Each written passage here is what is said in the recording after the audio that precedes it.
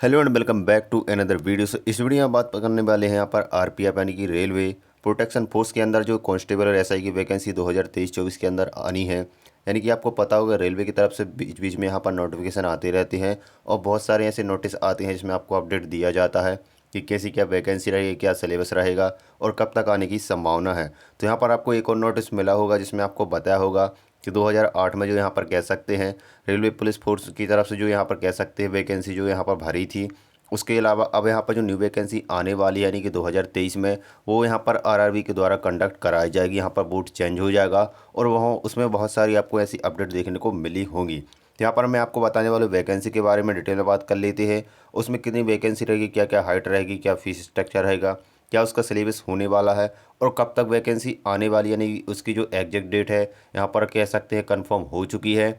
अब यहाँ पर नोटिस आने का ही बस यहाँ पर इंतज़ार है कि कब नोटिस आएगा। यहाँ पर वैसे आप अनुमान के अगर लगाया जाए तो यहाँ पर जल्दी आने वाली है। लगभग अगले महीने में किस डेट को आएगी मैं आपको आखिरी में बताने वाला हूँ कि कब तक यहाँ पर जो नोटिफिकेशन आपको देखने को मिल जाएगा। यहाँ पर बात कर ले सबसे पहले डिटेल से कि इसमें क्या क्या चीज़ें होने वाली है और आप भी अगर अप्लाई करना चाहते हो क्या क्या क्वालिफिकेशन लगने वाली है। तो यहाँ पर देख सकते हैं, वीडियो को लाइक कर देना अगर वीडियो पर पहली बार हो। तो यहाँ पर देख सकते हैं आरपीएफ यानी आपको रेलवे प्रोटेक्शन फोर्स के अंदर जो कांस्टेबल और एसआई की वैकेंसी रहेगी। तो यहाँ पर बात करें अगर कांस्टेबल की तो आपको लगभग 10,000 से लेकर 12,000 जो पोस्ट हैं यहाँ पर कह सकते हैं जो खाली है यानी कि इसकी वैकेंसी भरी जानी है और इसमें आपको लगभग इतनी ही पोस्ट देखने को मिलेगी। और इसी में कह सकते हैं इंक्लूड करके एसआई की वैकेंसी जो कि 2,000 से लेकर 2,500 के बीच में आपको लगभग होने वाली है। बात करें फीस स्ट्रक्चर की तो आपको लगभग जनरल और ओबीसी वालों को 500 रुपये फ़ीस जो कि नॉर्मल अधिकतर समय जो लगती है आपको आरपीएफ के अंदर वो आपको फ़ीस लगेगी। और यहाँ पर एससी एसटी वालों और अदर वालों को 250 रुपये फ़ीस लगने वाली है। वही बात करें अगर एसआई की, अगर एसआई के लिए आप अप्लाई करते हैं तो आपको देख सकते हैं जनरल ओबीसी वालों को भी फ़ीस वैसे ही रहेगी जो कि 500 रुपये और एससी एसटी अदर वालों को 250 रुपये लगने वाली है।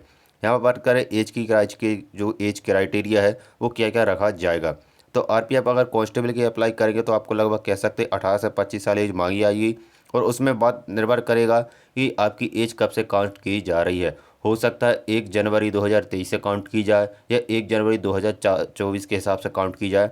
वो वह नोटिफिकेशन जब ओरिजिनल वाला आएगा उस पर आपको मेंशन कर दिया जाएगा कि आपकी डेट कब से यहाँ पर काउंट की जाएगी।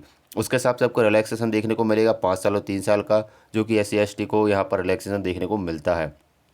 बात करें अगर एसआई की वैकेंसी रहे तो उसमें भी आपको लगभग 20 से 25 साल एज मांगी जाएगी क्योंकि यह ग्रेजुएशन बेस्ड यहाँ पर कह सकते हैं वैकेंसी रहती है एसआई की यानी सब इंस्पेक्टर दरोगा की कह सकते हैं जो कि पोस्ट रहती है। इसमें 20 से 25 एज मांगी जाएगी और इसमें आपको रिलैक्सेशन भी आपको देखने को मिलेगा। और एज की बात करें तो लगभग आपको यहाँ पर वही क्राइटेरिया रहेगा 23-24 के हिसाब से, या तो जनवरी में काउंट की जाती है या 6 महीने बाद कहें तो जुलाई या अगस्त के बीच में जो महीना रहता है इस दोनों में से अगर काउंट की जाती है तो यहाँ पर हो सकता है तो जनवरी में काउंट की जाए या आपकी जुलाई या अगस्त के हिसाब से काउंट की जाए, वो यहाँ पर नोटिफिकेशन देखने को मिलेगा।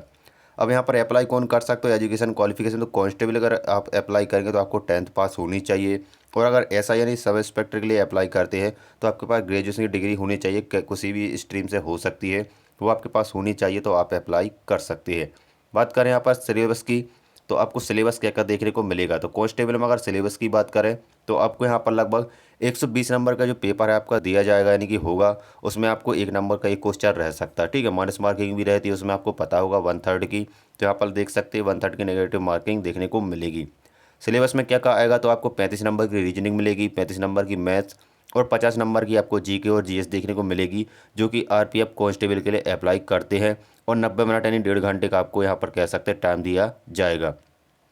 वहीं बात करें अगर आप इसमें एसआई के लिए अगर अप्लाई करते हो तो उसका जो सिलेबस है लगभग आपको 50 नंबर का जनरल अवेयरनेस यानी जीए आएगा, मैथ्स 35 नंबर की और रीजनिंग 35 नंबर की, लगभग 120 नंबर का इसका भी पेपर रहेगा। 1/3 माइनस मार्किंग के साथ 90 मिनट का टाइम मिलेगा यानी कि 1.5 घंटे का टाइम मिलेगा। अब बात करें यहाँ पर कह सकते हैं कि सिलेबस में के अलावा आपको जो सिलेक्शन प्रोसेस उसमें क्या क्या चीज़ें रहने वाली है तो आपको पता होगा। सबसे पहले रिटर्न टेस्ट रहता है जो कि कंप्यूटर बेस्ड रखा जाता है आरपीएफ के अंदर, वो आपको देना पड़ेगा। दोनों चीज़ों में कांस्टेबल के लिए अप्लाई करते तब भी और एसआई के लिए अप्लाई करते हैं तब भी। इसके अलावा पीईटी पीएसटी जो रहेगा उसके बाद सिलेक्शन के बाद आपका रिटर्न टेस्ट के बाद वो आपको बुलाया जाएगा, उसके बाद डीबी होता है। बात करूँ यहाँ पर देख सकते एक प्रकार से आपको जो कह सकते जो वैकेंसी आएगी आपको कांस्टेबल की, उसमें कहा जा रहा है कि यहाँ पर 50% जो महिलाओं को रिजर्वेशन मिलेगा जो कि अधिकतर समय मिलता है। तो अगर मान के चलो आपको 12,000 या 10,000 पोस्टें आती है तो 50% उसकी वैकेंसी है जो महिलाओं के लिए रिजर्वेशन रखी जाएंगी। जो कि आपको पता होगा। तो मान के चलो अगर 10,000 वैकेंसी आती तो 5,000 जो कहते हैं वैकेंसी आधी वो लगभग लेडीज़ों को रहेगी। तो यहाँ पर भी एक बिग अपॉर्चुनिटी है। अगर यहाँ पर कह सकते हैं फीमेल अगर अप्लाई करती है, महिलाएं लेडीज़ यहाँ पर अप्लाई करना चाहती है तो यहाँ पर इसमें जा सकते एक बिग अपॉर्चुनिटी है। अब बात कर लेते हैं यहाँ पर फिजिकल में क्या क्या चीज़ें होने वाली है। तो यहाँ पर देख सकते हैं कांस्टेबल के लिए अप्लाई करते हैं तो आपको यहाँ पर देख सकते हैं मेल के लिए जो हाइट लगने वाली है 165 मीटर और फीमेल को 127 सेंटीमीटर लगने वाली है। इसके अलावा चेस्ट की बात करें तो 80 से 85 यहाँ पर चेस्ट लगता है, जो कि मेल के लिए रहता है और फीमेल को यहाँ पर छोड़ देते हैं। ठीक है।